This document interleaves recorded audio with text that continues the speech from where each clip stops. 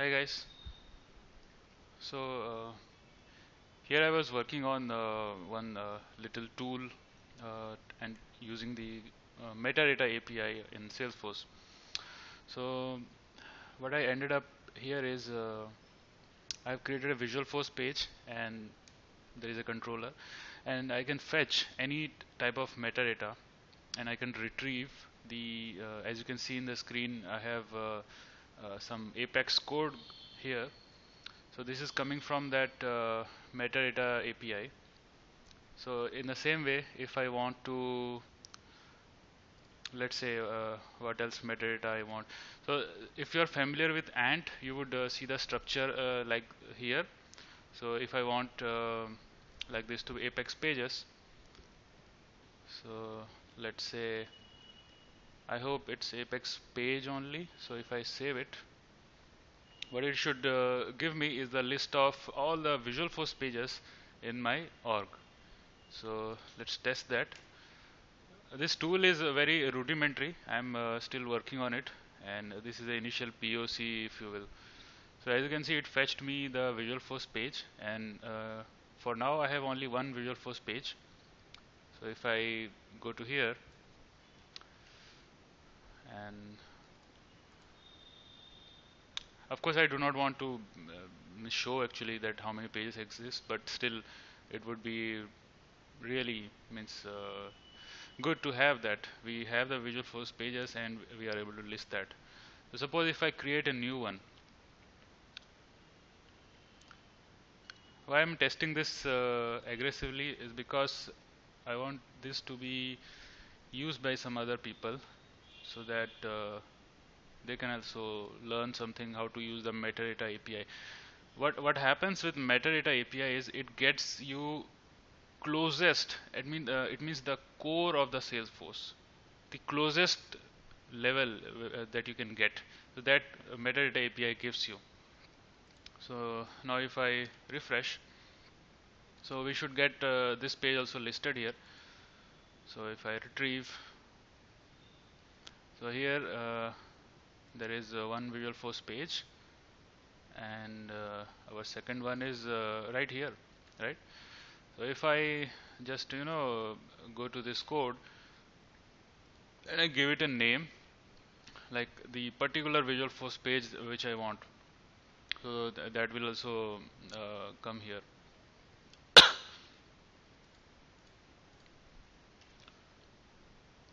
This is a generic retrieve call. It means I can fetch any metadata, not just Visual Force page.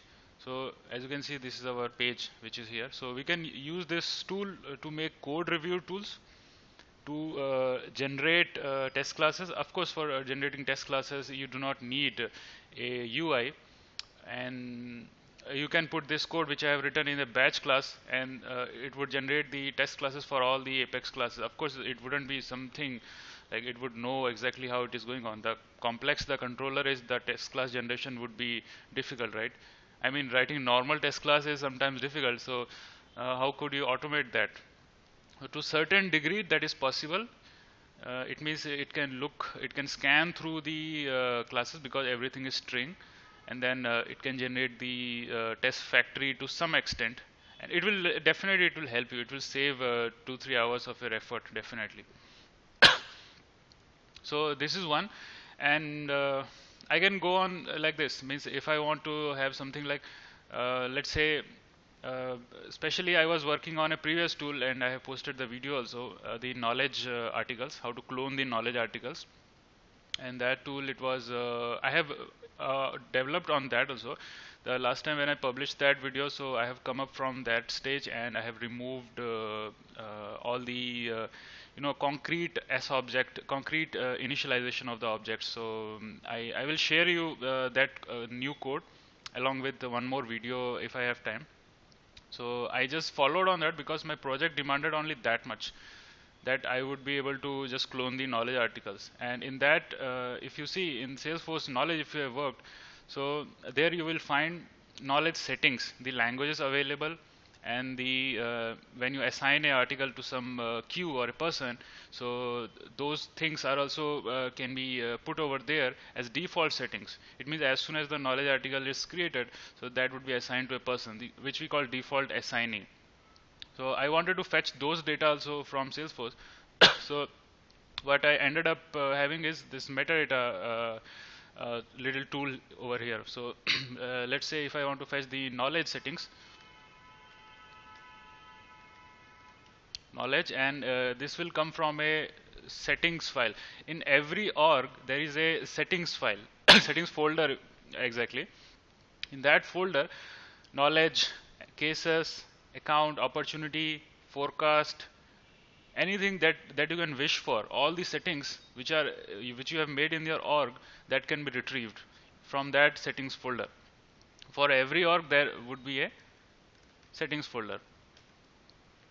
So let's say if I want to fetch the knowledge settings of an org, so let's see what we get. And I have modified this controller. I took reference from Financial Force, but I didn't like that solution much, because the main programmer of that tool, he's I didn't like some of the practices there. The controller is there, and he's having a patcher class, and he's running that from and in the documentation it says it has to be run from a like anonymous apex, and then it will patch that class, and then you copy that thing. So many other stuff also. What I have done is I have created a very simple class here, which is means directly generated from WSDL to Apex. So I will show you how I got that also.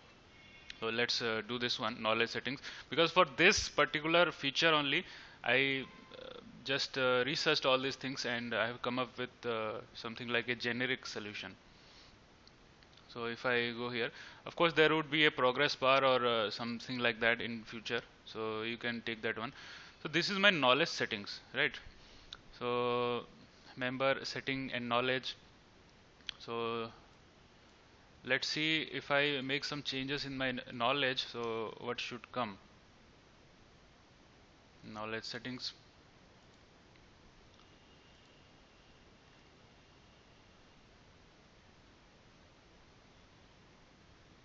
Oh, actually, I have swapped this thing. If you notice, I don't know how this is coming, but this should be setting and this should be knowledge. I don't know how Salesforce is handling that. This is really strange. So it's funny that this code should not have worked basically. But somehow it's working. So maybe in their Java backend they are checking if this thing is not found, so just return back the XML. I don't know what they would have done. So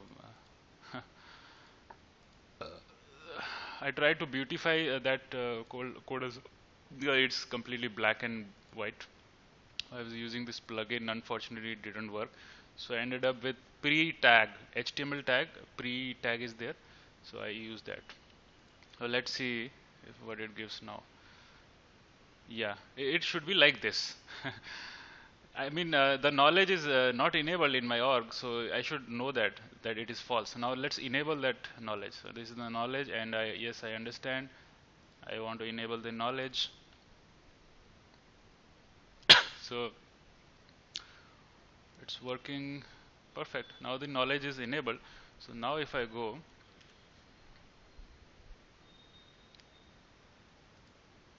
I hit retrieve.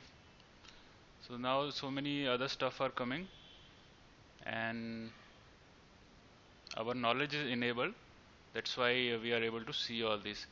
So it's hard to read because it's pure XML, but it can be means what I'm doing is in my Visual Force I'm fetching that data, and I'm appending it to a pre-tag.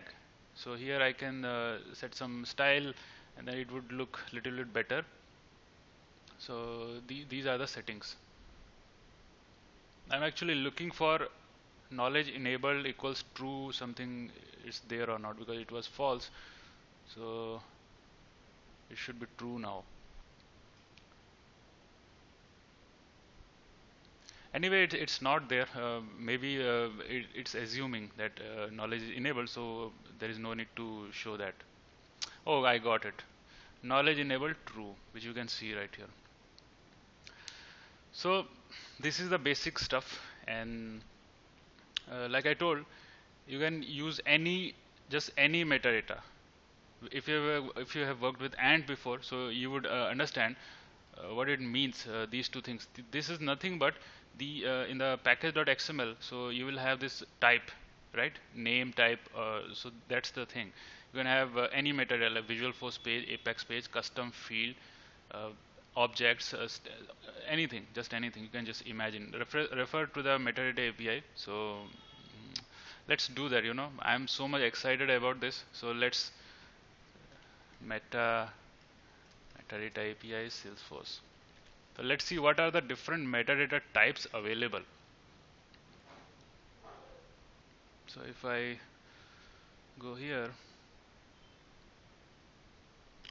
references, I think it should be here in here. Okay, perfect. Metadata types.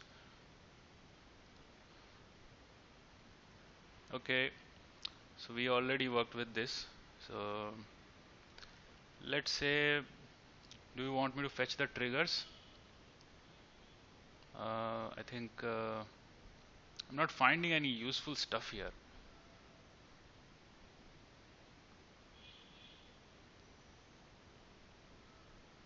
Okay, let's fetch the trigger, right? But we do not have a trigger, so we will have to create something. So okay, let's fetch the trigger. I just copy here, and then I go. Of course, this thing would change, and instead of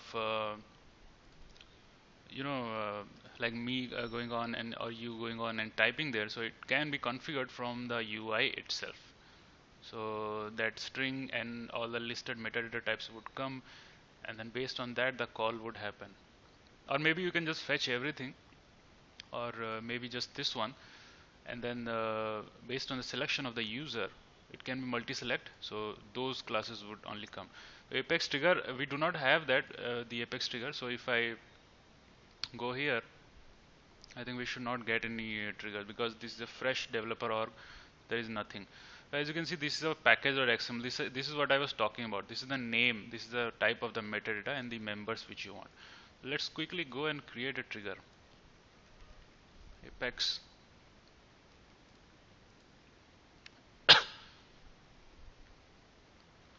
Oh no, man, I do not want to go to developer console. Let's do it from here. This is my Maven's made setup, and integrated with the Sublime text. So let's name it. I do not come up with some more fancy names. Object, we want to have it on, let's say, account.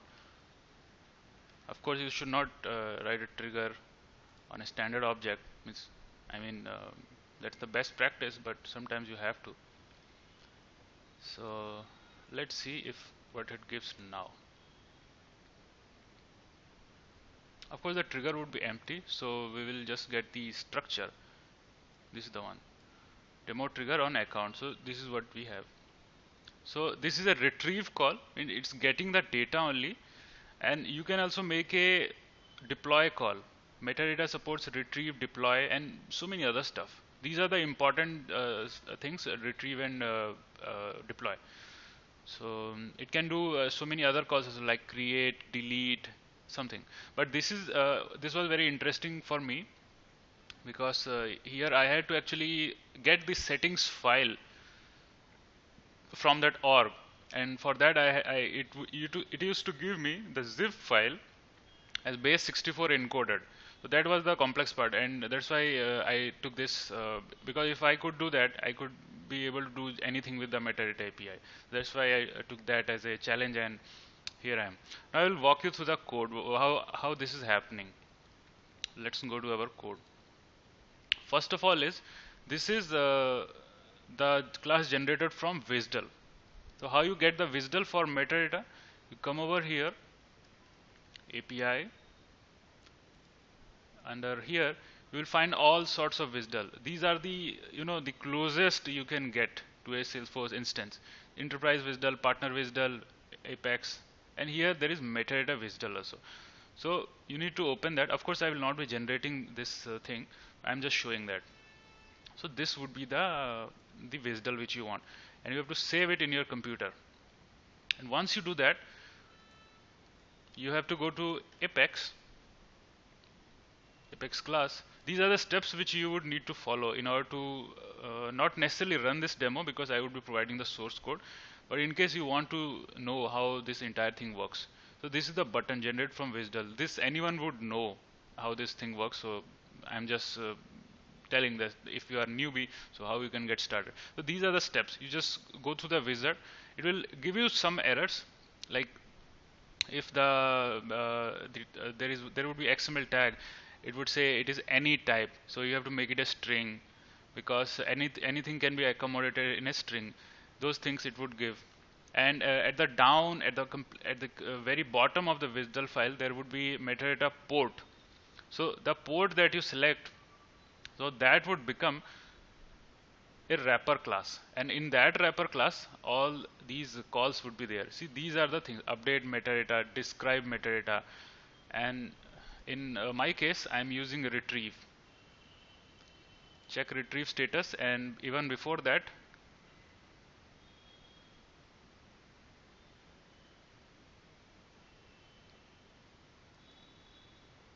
I want to show you where I'm doing the, yeah, this is the retrieve. So here this is the retrieve call that I'm using in my case. So that is inside metadata outlet. So in the WSDL at the very bottom there would be a metadata port. So for that you would have to give a name. So that name would come over here. And while going through that wizard, this one, so again it will ask you to give a prompt, the metadata class, which would be the container class, the container class inside everything is contained. So that would come here. So these are the things you have to make a note. Once you do that, you are done. And then these are the codes which is custom made. This I wrote. So here what I am doing is retrieve metadata, and because these are web service call, these are not normal like SQL query or update delete, nothing like that. This is actually invoking a web service call from Salesforce to inside the same org. So that's the only way. And Salesforce, I think in future they would come up with the REST API, as I have read through the documentation of that Financial Force GitHub repository. So they are expecting a REST API for this. So if that happens, we wouldn't need to do all these things. It would be very simple. It would provide a REST endpoints. Of course, you would need to make the web service call, but in that case, this thing would be unnecessary. So what you need to do is you have the API. You go to Workbench developer workbench.developerforce.com. Something is the URL. I don't remember. So there you will have to provide that this URL which they would provide, and then directly you can make this call. It is supported for knowledge settings for now, and you can get the knowledge articles settings, the languages configured there that you can fetch through REST call. In my demo, actually in the previous one, I have used that, if you would have seen the video. Okay, so here before in any web service call, when you are making a call to Salesforce also, so you have to have what session header and then the body. So this is a SOAP request, as you saw the WSDL file. So if I go there again, so this is a SOAP call. This is not a REST call. This is a SOAP call. So what happens is you have to have this authentication session headers, URLs, all these things configured. So those are automatically managed in the get port method. So this is the one. Here I am having session header. I am doing all these things. So these are the mandatory fields, and then here I'm doing the session ID here and everything, and then I return that port. So this is the method which returns an instance of metadata factory, metadata outlet. The metadata factory is my wrapper primary class, and inside that I just showed you that metadata port is a wrapper class. So once it is returned, now this is the instance port is the instance. So now I can invoke any method inside that little wrapper class, the metadata port. So here I'm doing not this one. I always keep forgetting that. This one, retrieve. So port dot retrieve, and that I'm storing in a result over here. And retrieve is a little complex than other, like list metadata or create metadata, delete metadata. Retrieve, what it does, you make the call and it will give you a asynchronous ID, and you have to use that ID in another call. So check retrieve status, and when you do that, so it will give you a state field which would be queued or success or something, and then it will give you the zip file. No, you have to pass this flag whether you want a zip file or not. When the result comes, port dot check result status. Here I am actually invoking another method. This is the instance, so this is the method. So here I am passing that asynchronous process ID, so which would be returned here. And then include zip. Of course I want the zip, that's why I am writing this code, right? So this is the result. So this is the result is returned, and that is a base 64 encoded zip file. What Salesforce does is, because Salesforce backend is written in Java and a multi-clustered Oracle databases, multi-clustered database, so in that there are so many tables and everything is there. So this result for a particular org, that is bundled in a zip file and then returned to you in the form of base 64 encoded. So what happens is, base 64 is different from binary. Binary would be zeros and one. If you are a computer science student, you would know that. And then they just flatten it, and base 64, it would be 37% increase from the default binary. So that's what's happening. So when it comes, what you have to do, base 64 is encoded one, so you have to decode it first. So that's, I will show you how I'm doing that. So here is the zip file, and this is my Visualforce page. This is completely made out of like JavaScript only. There is no action polar or because in other examples you would see action polar, Visualforce tags. So for one reason, I do not know Visualforce completely, and second is I hate Apex form. So that's why I never use that, and what I end up doing is doing everything in JavaScript and remote action. So here in the Visualforce page, if you would have seen that there is a retrieve button over here. So when that button is clicked, so this thing is invoked. So that calls this retrieve method, which is inside this controller, which is over here, that one. And here I am checking the result, and then I am getting the async ID over here. So if my async ID is there, I'm calling the getZip method. Now async ID is a kind of a global variable here. Now this is a recursive way this is happening.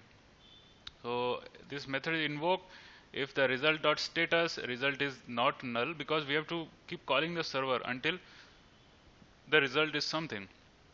If it is null, then invoke the same method again.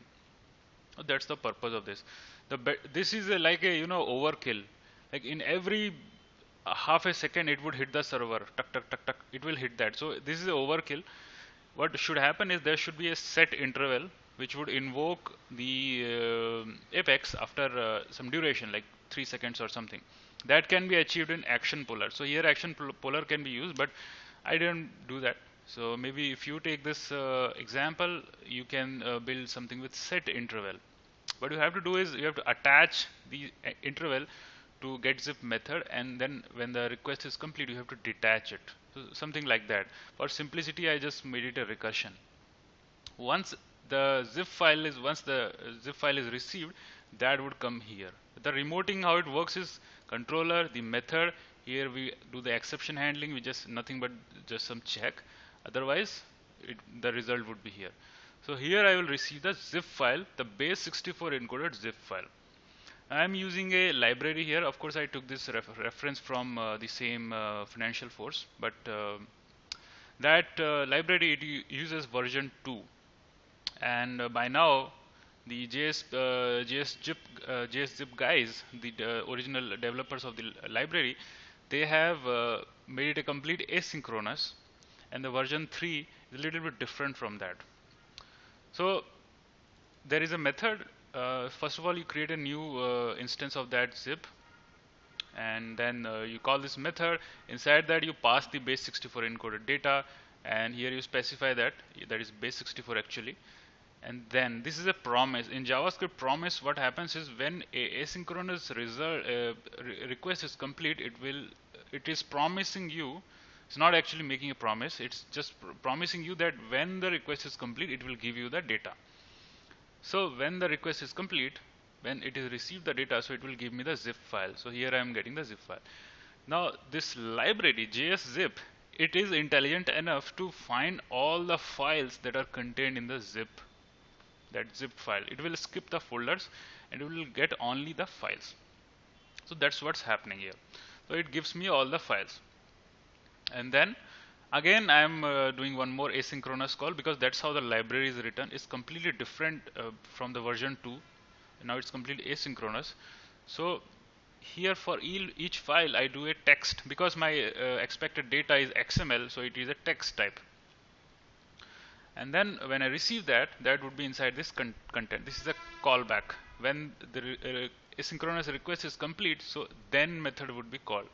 So in the then method, I am dynamically creating a pretext, because that's the only tag, HTML tag, which would support that nice formatting. Otherwise, if I do div or unordered list or something, it wouldn't support that. For that, I would have to write more JavaScript. So I thought whether for simplicity, I just use pre-tag. Inside that, I'm just injecting that component, and I'm appending that to body. It could be any other tag also, like it can be ID field or something. For now, I have just appended to body, and I need a line break, so I have put a break statement here. It can be like CSS padding. If you put a padding for this, automatically the line break would be unnecessary.